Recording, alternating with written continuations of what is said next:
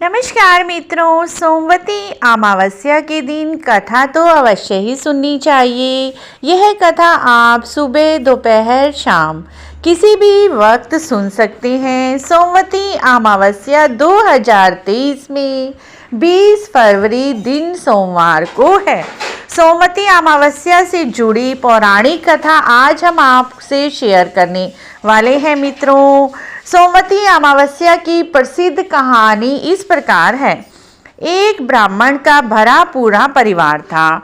उसकी बेटी थी जिसकी शादी को लेकर बहुत चिंतित वह रहता था। लड़की बहुत सुंदर, सुशील, कामकाज में अव्वल थी, लेकिन फिर भी उसकी शादी का योग नहीं बन रहा था। एक बार उस ब्राह्मण के घर एक साधु महाराज आए। वे उस लड़की की सेवा से प्रसन्न हुए और उसे दीर्घायु का आशीर्वाद दिया। फिर उसके पिता ने उन्हें बताया कि इसकी शादी नहीं हो रही है। साधु ने लड़की का हाथ देखकर कहा, इसकी कुंडली में शादी का योग ही नहीं है। ब्राह्मण घबराकर उपाय पूछने लगा। तब साधु ने सोच विचार कर उसे बोला, दूर गांव में एक सोना नाम की औरत है। वह धोबन है और वह सच्ची पतिव्रता पत्नी है।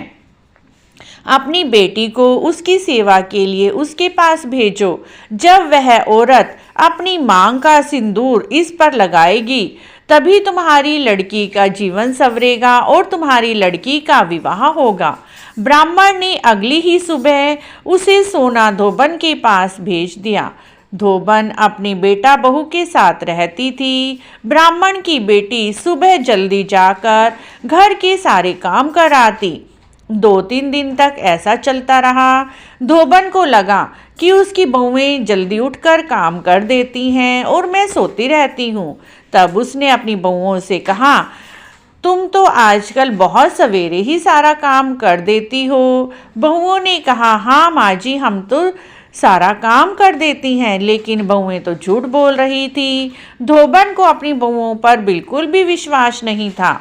धोबन ने अगली सुबह उठकर छिपकर देखा कि उसके घर का काम कौन करता है। तब वह ब्राह्मण की बेटी आई। फिर उसे धोबिन ने पकड़ लिया। धोबिन पूछने पर उसने अपनी सारी व्यथा सुना दी। धोबन भी खुश हो गई और उसने अपनी मांग का सिंदूर उस लड़की को लगा दिया। ऐसा करते ही धोबन के पति के प्राण पखेरु उड़ गए।